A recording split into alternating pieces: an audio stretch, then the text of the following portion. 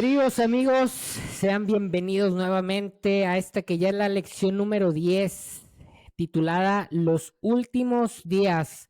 Recuerden que estamos estudiando el Evangelio de Marcos, el reino de los cielos se ha acercado y estamos de nuevo, teníamos ya algunas semanas de no estar los cuatro juntos.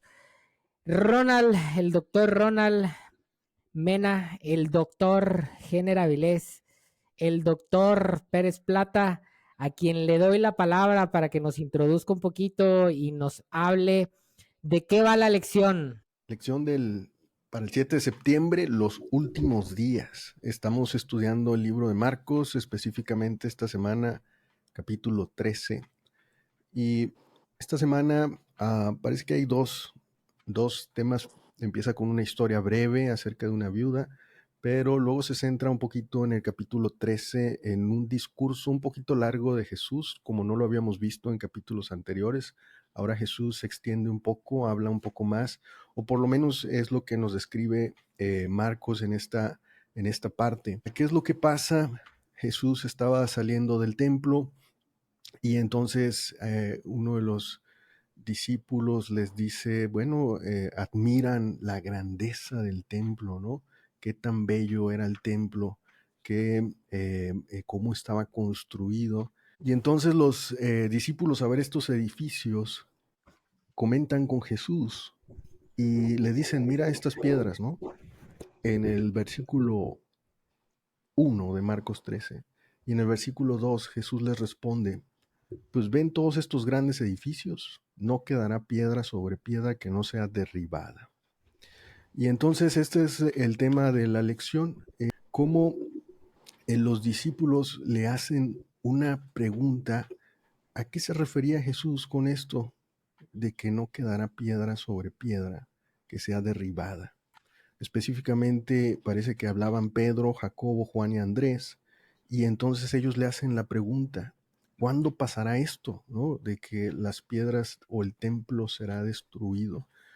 Esta es la interrogante que le hacen a Jesús y a lo que Jesús se enfoca en hablar en los siguientes versículos. ¿Cuándo van a pasar estas cosas? A ellos no se imaginaban que pudieran suceder. Tenían un templo hermoso, un templo grande, un templo hecho de rocas, y no se imaginaban que este templo podría ser destruido. Bueno, ¿qué les pareció esta lección? Jenner, Ronald, Enoch, ¿qué les parece si comentamos brevemente un poquito acerca de la historia de la viuda, que creo que es muy interesante también? Aquí el tema principal es el qué le damos a Dios de nuestros recursos. Parece que Jesús estaba sentado ahí donde se estaban depositando algunas ofrendas y un rico o varios ricos daban mucho dinero y de repente llega una viuda y da muy poquito y entonces Jesús dice que ella dio más que todos los demás. ¿Qué les parece esta historia? Empezando con lo de la viuda y después con el tema de cómo es esto que el templo va a ser destruido, cuándo sucederá. Yo quisiera, primero que nada, celebrar que, bueno, es muy enriquecedor tener invitados, ¿no? Hemos tenido invitados las últimas sesiones y eso ha sido muy enriquecedor. Pero también celebro que ya esta sesión estamos ya las cuatro tortugas ninjas, o para quien guste más de los Teletubbies, los cuatro Teletubbies, o las Spice Girls. El grupo está de vuelta. Este, eh, ay, pareciera que estos últimos capítulos, creo que a partir de Marcos 10, como que Marcos del capítulo 1 al 10, como que narra eventos que sucedieron a lo largo de la vida de Jesús hasta la última semana, ¿no? Y a partir del capítulo 10 empezamos a leer una historia que hace como que zooming en la línea de tiempo y se dedica a la última semana de Jesús. Y me parece que es un arreglo narrativo muy curioso, ¿no? Le dedica un montón, bueno, pues bastantes capítulos comparados con los que les dedica todo el tiempo de la vida anterior a la última semana de Jesús. Y Marcos decide enfocarse, clavarse bien duro ahí y enfocarse en eso. Y si lo tomamos en cuenta, si lo interpretamos como lo hemos venido interpretando desde que inició el trimestre, ¿qué es el reino de Dios? ¿Y cómo son aquellos que pertenecen al reino de Dios o qué hacen aquellas personas que pertenecen al reino de Dios, ¿no? La semana pasada nos dejó en un punto muy desafiante y paradigmático, hasta en tensión. Las personas que están que pertenecen al reino de Dios son personas que no, que cuando tienen que plantarse ante el status quo, lo hacen. Y si tienen que ser firmes, rayando en la violencia, lo hacen. Y nos dejó así. Son personas que vienen de lo no tradicional, son personas que, como el Mesías, eligen entrar, una entrada triunfal a Jerusalén, pero después no quedarse en Jerusalén e irse a algún pueblito a Betania a dormir, porque parece que les da roncha el status quo, ¿no? Mucho, mucho que seguir platicando la semana pasada, pero esta semana se enfoca, ok, ¿qué siguen haciendo las personas que pertenecen al reino de Dios? Buscando contestar lo que dice, lo que planteó Luis Carlos. En la historia en Marcos 12, 41 al 44 de la mujer que da los 2 centavitos que tenía, los 2 últimos centavitos que tenía, y Jesús otra vez con este entendimiento de un rabino no tradicional, un rabino raro, exótico, Controversial. controversial en cada enseñanza que va soltando. Dice, esta mujer ha dado más que todos los demás.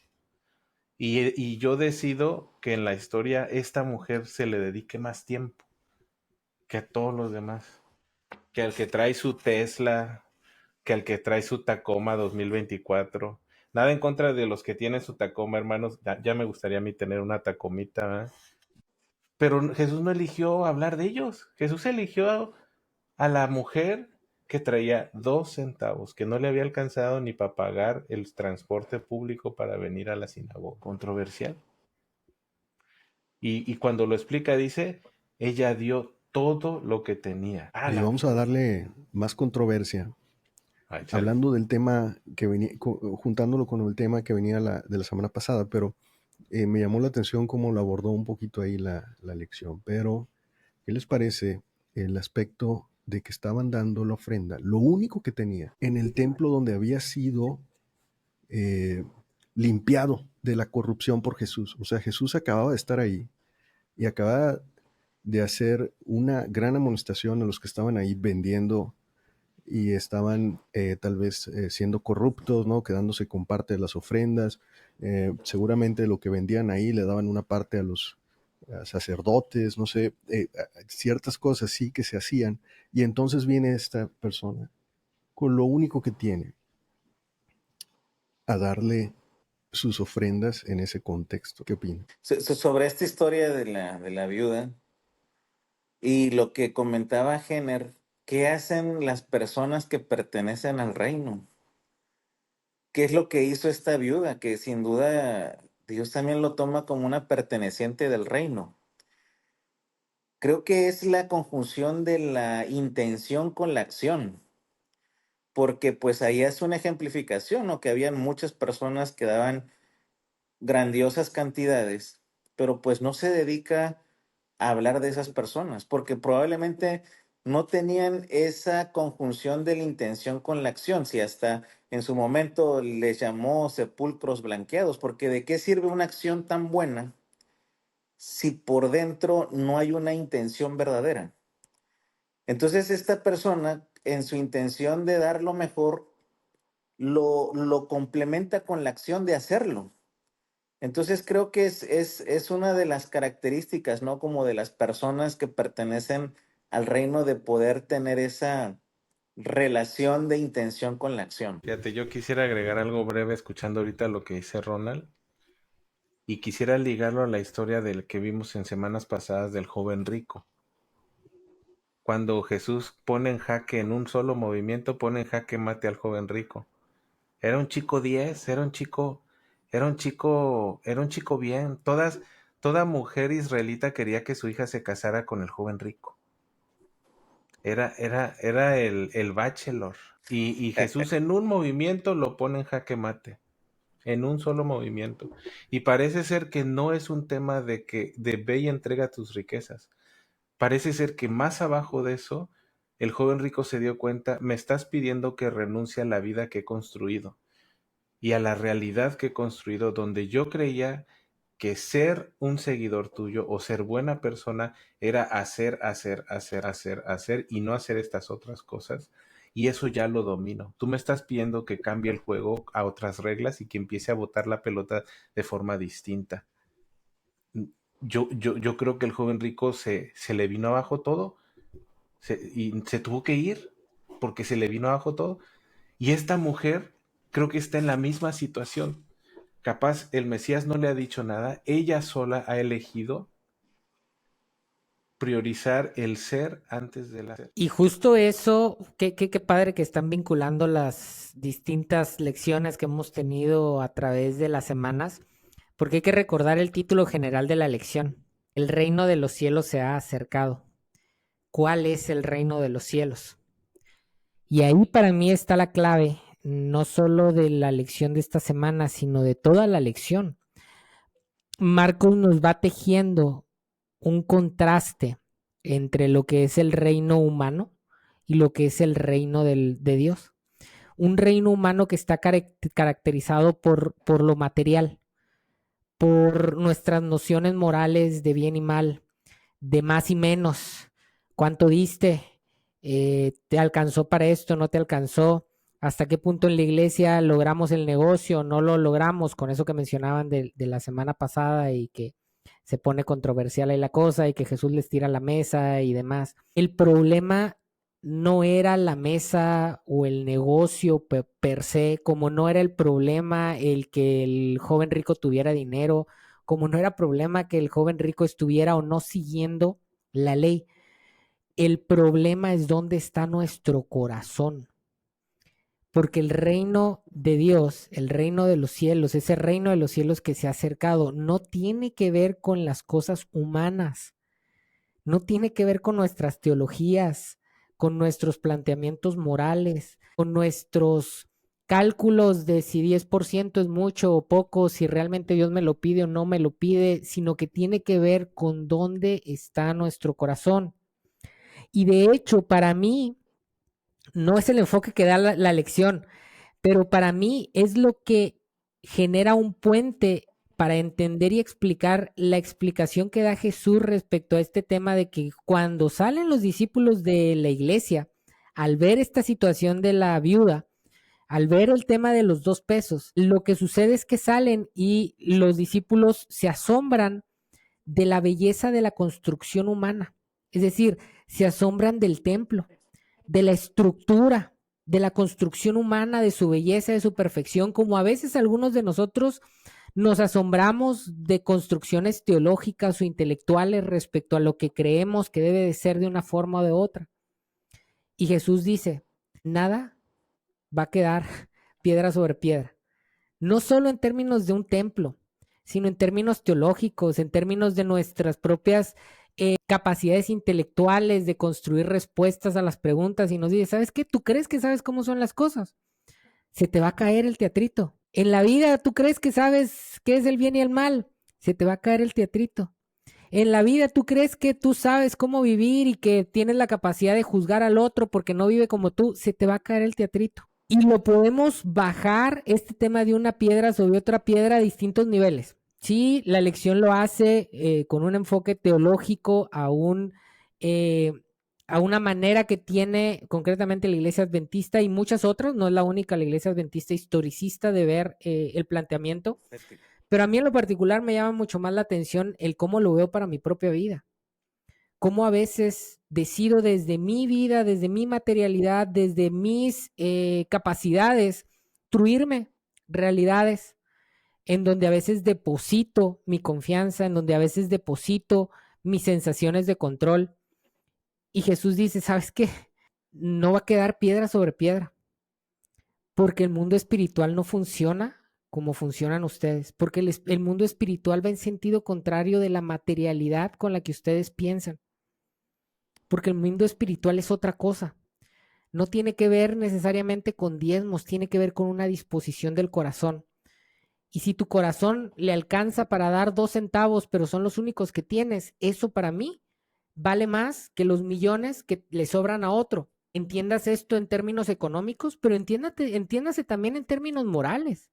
Quienes hemos tenido una vida privilegiada, quienes venimos de un contexto religioso, a veces nos levantamos el cuello y estamos orgullosos porque póngale lo que usted crea que lo hace ser bueno. Y volteamos a ver a la prostituta y sus 2 centavos, que en medio de la noche sufre, llora y le pide a Dios ayuda para poder seguir trabajando y mantener a su hijo, y lo vemos como, híjoles, 2 centavos. Puta, Dios la ampare. Y nosotros tenemos esa sensación de que nuestro templo que hemos construido con tanto cuidado, o como el joven rico, nuestro cumplimiento de la ley está por encima de las demás cosas. Y lo que nos dice Jesús es, ¿sabes qué? No, va a haber una destrucción del templo de Jerusalén, pero también del templo de nuestras propias intenciones humanas y materiales, de construirnos una vida en donde asumimos que tenemos o que nosotros construimos el reino de Dios en nuestras vidas. Y la cosa no funciona así.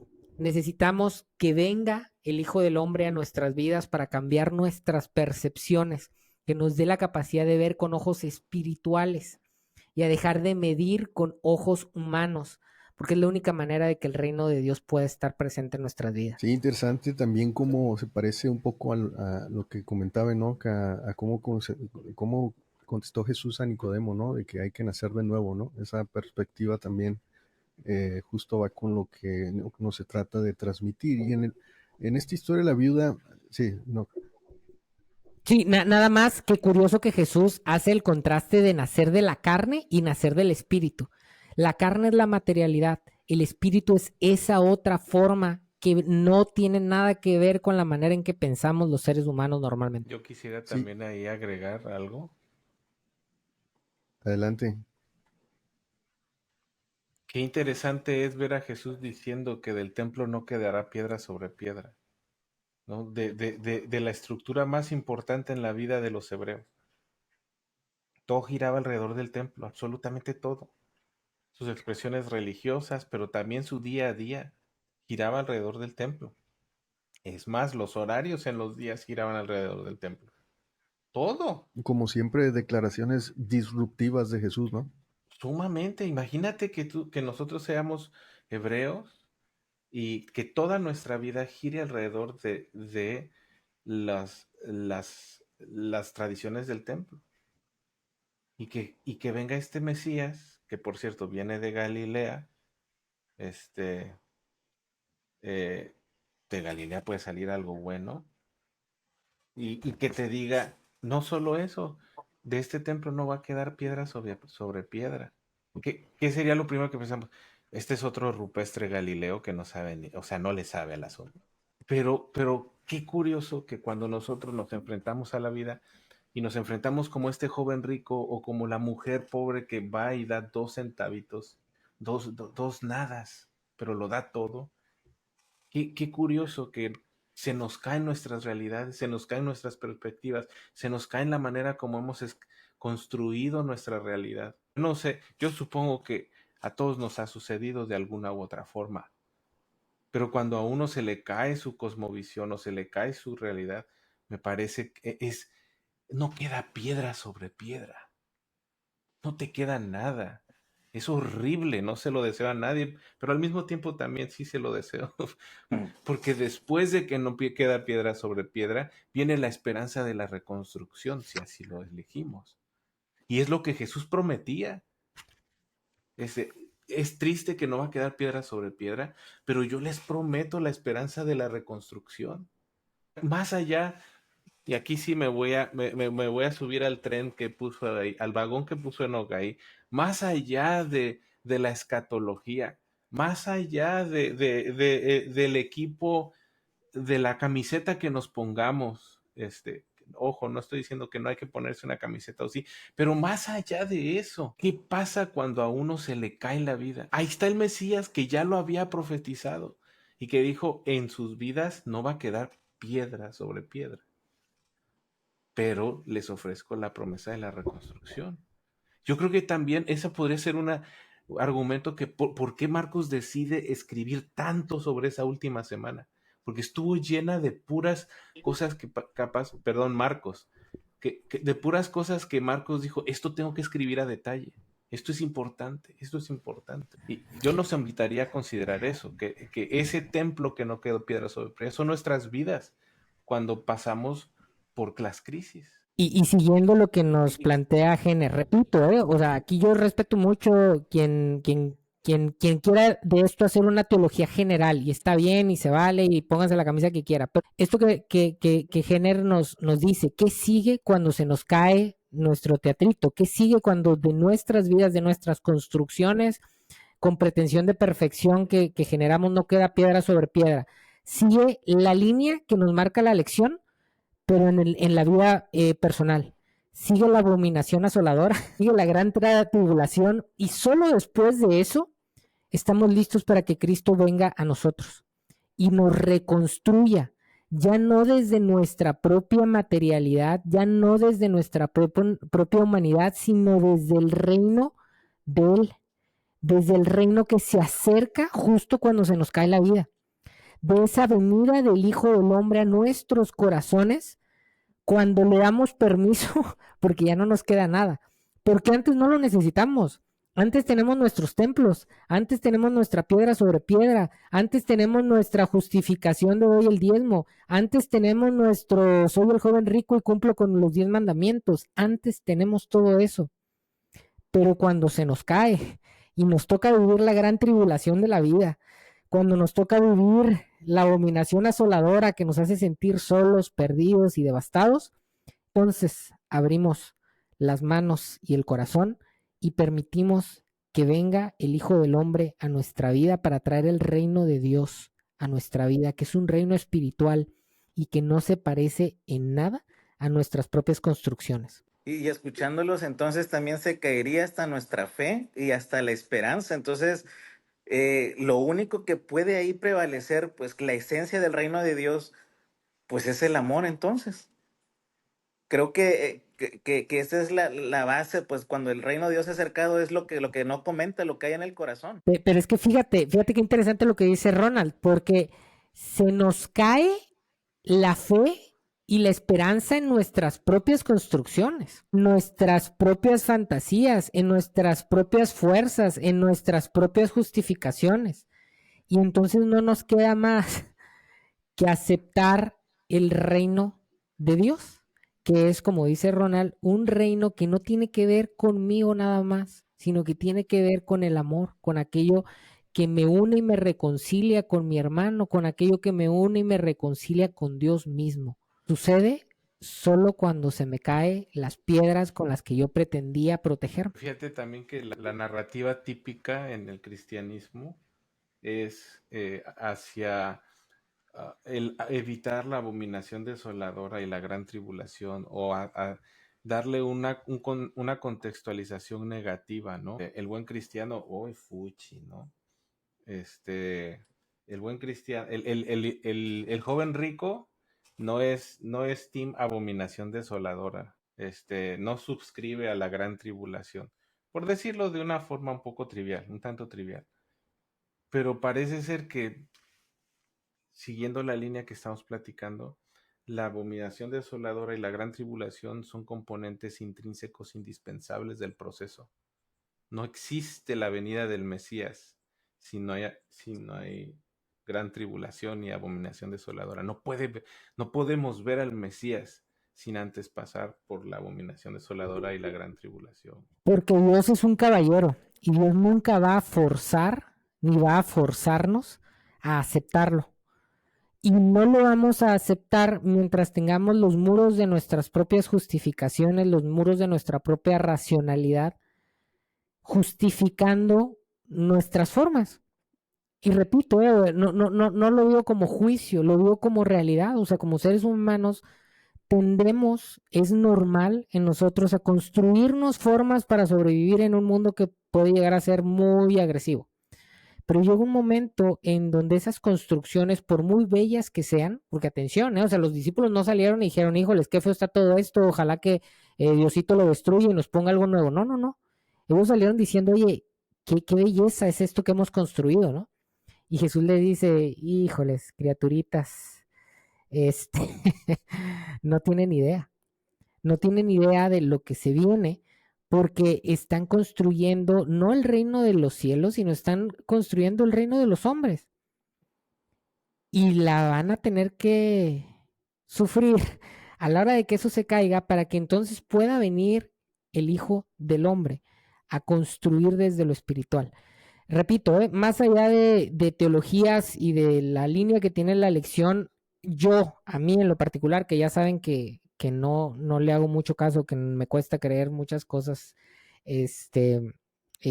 teológicas, sí veo en mí una gran lección de hacer un cuestionamiento serio respecto a las cosas con las que yo he tratado de construir y de protegerme, de las formas en las que yo he tratado de construir mi propio reino y de saber que Dios está trabajando activamente para que realmente yo pueda aceptar no mi reino, el que yo he construido, el que está generado a través de mis pensamientos y de mi historia y de mis traumas y de mis heridas, sino que en algún momento sepa que para que pueda Dios habitar en mí en un formato espiritual, yo tengo que morir al yo, tengo que morir a lo que he sido para permitir, tengo que derrumbar las paredes sobre las cuales me he protegido para permitir que en algún momento y después de tribulación, porque no es sencillo, tener un cambio de corazón, dejar ese corazón de piedra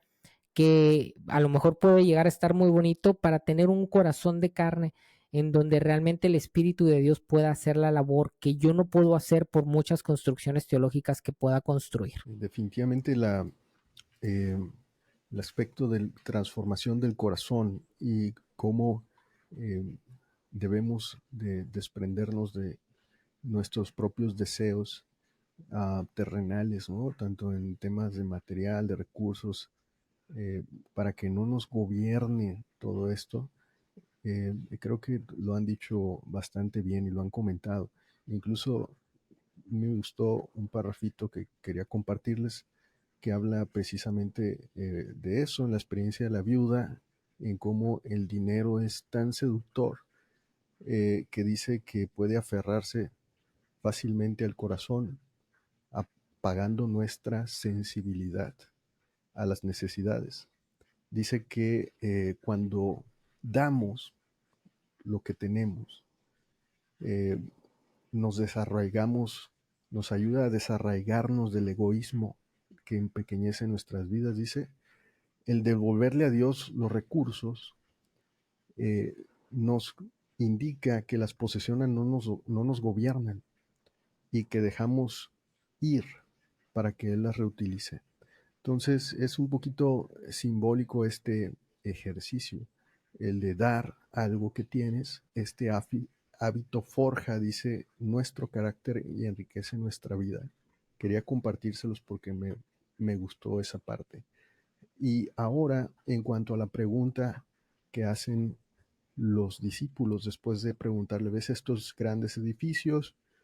Entonces Jesús les dice lo de piedra sobre piedra, ya lo hemos comentado.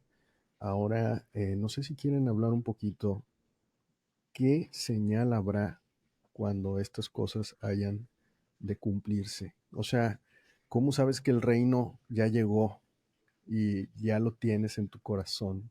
¿En qué momento ha llegado ese reino? Y yo creo que más, porque Jesús no les dice el día ni la hora en que efectivamente he cumplido y he tenido el reino de Dios en mi corazón.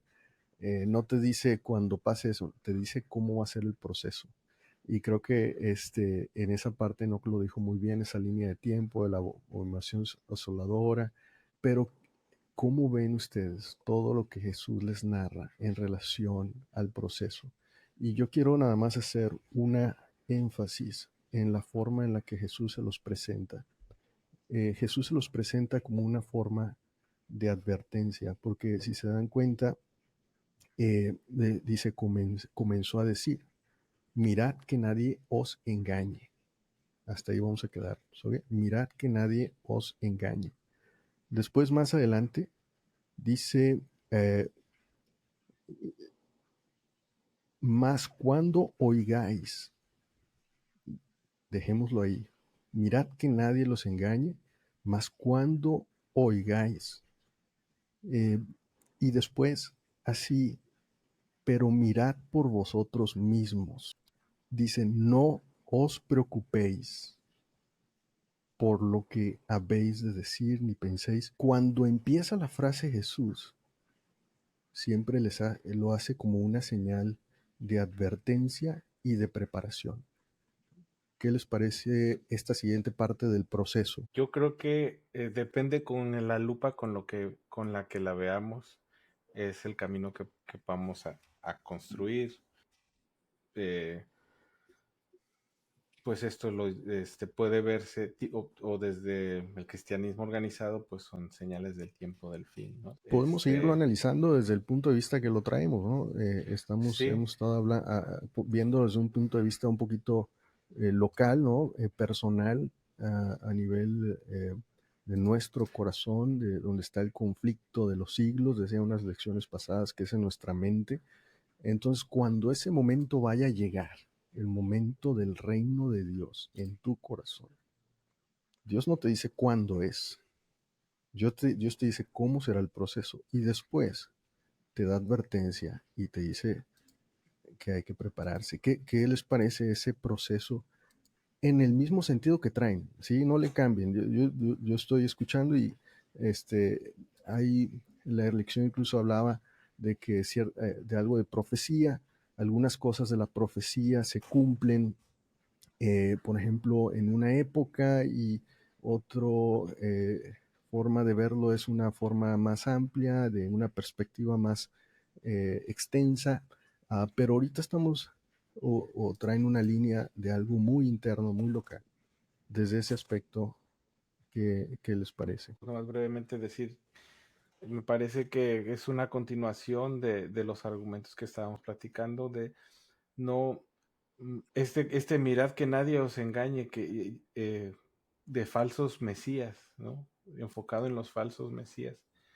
¿Cómo podríamos nosotros construir la idea de un falso mesías en nuestra vida? ¿Cómo se ve eso? ¿Qué significa? Puede ser la construcción a través de prácticas, la construcción a través de ciertas cosas que yo voy acumulando, que voy aceptando como verdaderas de forma consciente o inconsciente, que me llevan a construir realidades que después se desboronan y no quedan piedra sobre piedra, ¿no? Lo que habíamos platicado. Y me parece que aquí hasta donde lo alcanzo a ver, me gustaría escuchar a los demás, cómo podemos nosotros mantenernos constantemente buscando la venida del Mesías en nuestras vidas. Si no nos ha tocado pasar por tiempos de crisis, pues felicidades, hermano, que te está yendo bien, lo que sigue es crisis. Si estamos pasando por tiempo de crisis, pues felicidades, porque tenemos la oportunidad de la esperanza de la reconstrucción, de recibir al Mesías. Lo que sigue es reconstrucción, ¿no? Si es que así lo aceptamos. Pero creo que esto es un proceso cíclico, no sé cómo lo vean ustedes. Me parece que es un proceso cíclico donde hay constantemente nos enfrentamos a procesos de que se nos cae una pared y hay que reconstruirla, o a veces se nos cae todo, ¿no? Y hay que estarlo reconstruyendo constantemente. ¿Cómo lo ven ustedes? Fíjense que cuál era el falso profeta del joven rico, si estaba siguiendo la ley. Y sin embargo, en el movimiento de jaque que Jenner menciona, pues lo deja evidenciado de que pues anda perdido. ¿Su teología era incorrecta? No, o sea, pues él seguía la ley, ¿no? ¿Qué falso profeta lo llevó por qué falso camino? Sí, pueden ser líderes religiosos que en algún momento asumen con objetivos equivocados, como el de a lo mejor los que vendían afuera del templo, es decir, se pierde el enfoque de lo que es el objetivo de la vida espiritual y se convierte en un negocio, sí. Hay muchos lugares, muchas iglesias, muchos espacios en donde se pervierte de esa manera. ¿Podemos ser nosotros mismos? Sí, podemos ser nosotros mismos, puede ser nuestro ego, que hemos hablado no solo en este trimestre, sino en trimestres pasados, de que es una realidad que dentro de nosotros, porque a veces le queremos andar echando la culpa al de afuera, ¿no? O a la iglesia o al pastor, no, dentro de nosotros habitan eh, impulsos, habita un ego, habita un orgullo que a veces resulta en un falso profeta que nos pretende sentido de superioridad, que nos pretende sentimientos de creer que sabemos y que no necesitamos ni a mi hermano ni a Dios, y que nos llevan a vivir experiencias, como menciona Jenner, cíclicas, en donde cuando las cosas van mal, tendemos a humillarnos, tendemos a bajar la guardia, tendemos a reconocernos como personas que necesitamos de algo que va más allá de nosotros mismos, y ahí es donde las cosas mejoran, y donde van mejorando vuelven a aparecer estos elementos de autosuficiencia, vuelven a aparecer estos elementos de yo soy Juan Camaney y no necesito a nadie, y la cosa va para abajo. El objetivo, creo yo, tiene que ver con una transformación en donde nosotros logramos un equilibrio, en donde nosotros podemos entregar realmente nuestras vidas a Dios, que de forma concreta implica entregar la vida a lo otro, es decir, a aquello que no soy yo, que renuncio al derecho de tratar de ser el rey de mi propio reino y permito que el reino de los cielos habite en mi corazón. Dejo de ser yo el protagonista de mi vida.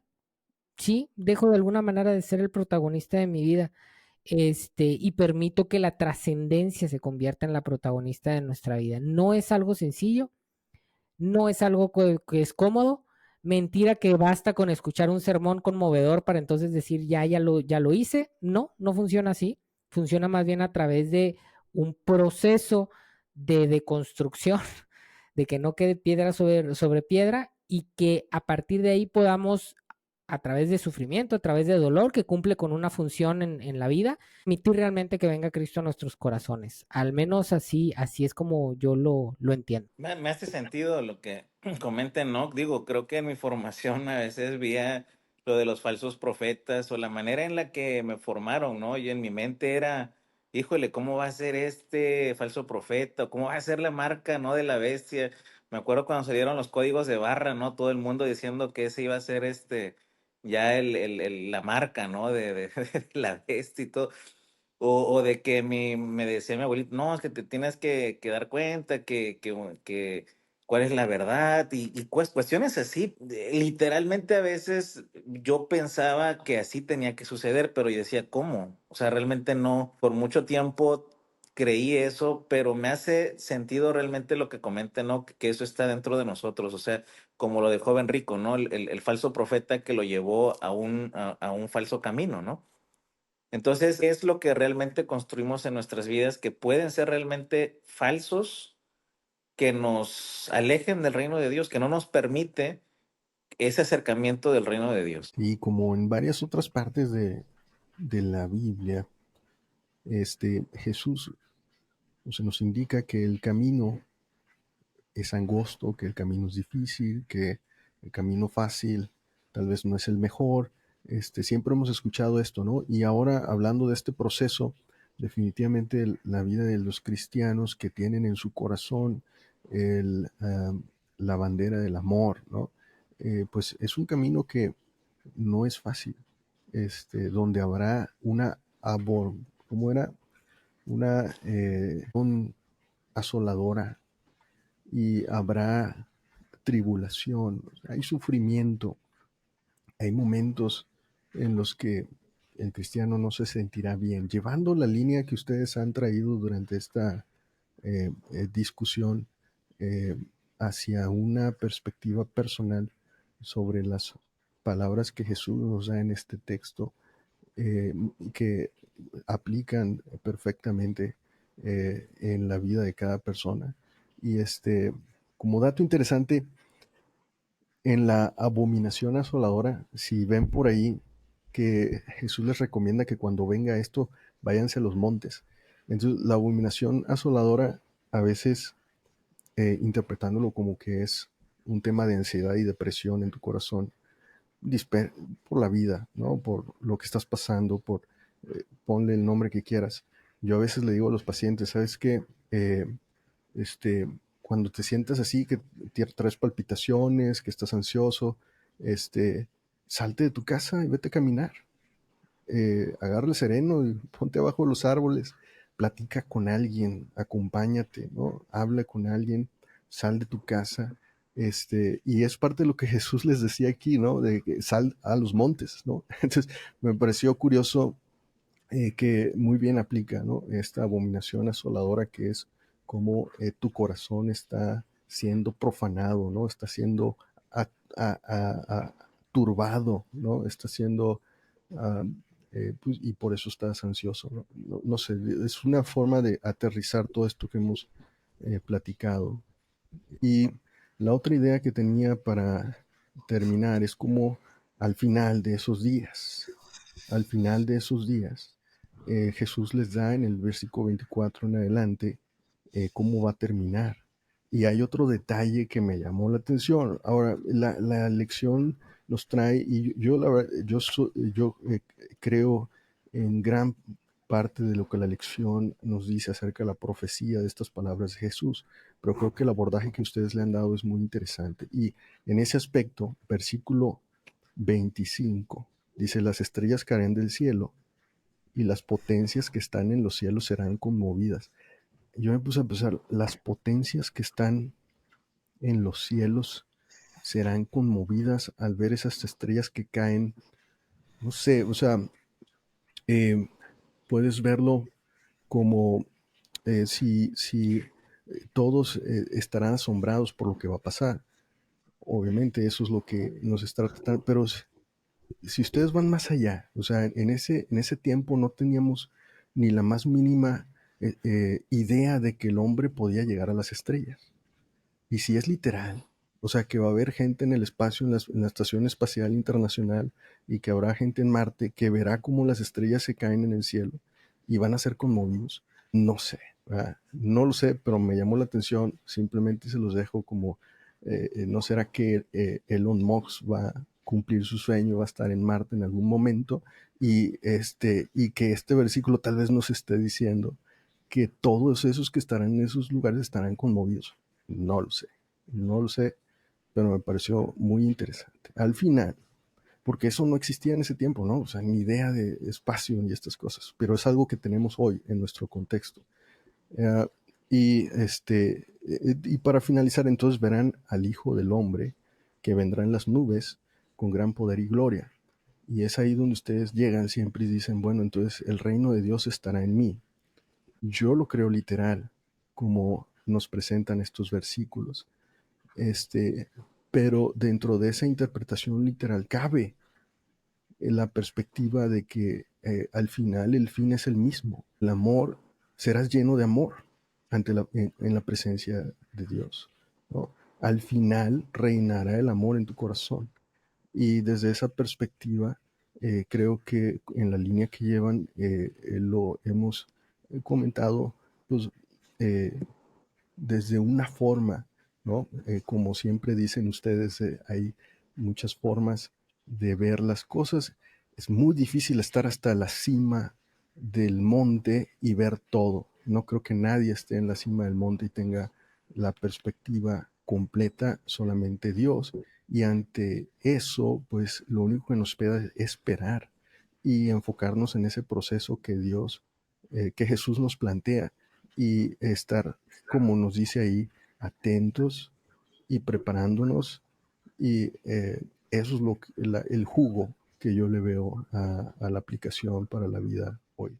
De acuerdo. Creo que es súper importante y yo cierro mi participación con este planteamiento. La verdad no estoy seguro si en Marcos lo dice, sé que en Juan lo dice, pero Jesús, que seguramente lo vamos a ver en las próximas semanas, pero cuando está en el Getsemaní, previo a su muerte y crucifixión, habla de la importancia que iba a tener el Espíritu Santo en los que nos quedamos, no solo en sus discípulos, sino en todos los que iban a venir después. La importancia que en algún momento juega el Espíritu Santo en cada uno de nosotros para lograr esa deconstrucción, porque no tiene que ver ahí con alguna institución religiosa, con alguna teología, con lo que pueda decir. Es un proceso sumamente personal que cada quien vive desde su propia historia. Y desde esa historia, el único que realmente te acompaña, el único que realmente puede entender lo que estás viviendo es el Espíritu Santo.